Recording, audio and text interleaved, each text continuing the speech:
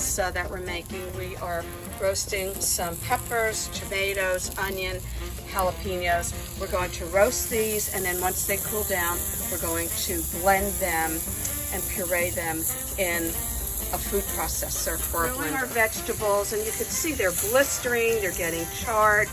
And we have tomatoes, we have onions, jalapeños, and we also have some homegrown peppers, and we also have onions.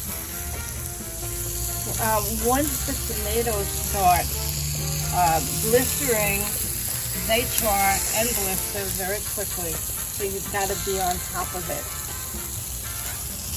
You want to be close by, you want to be tending to them because they will go fast.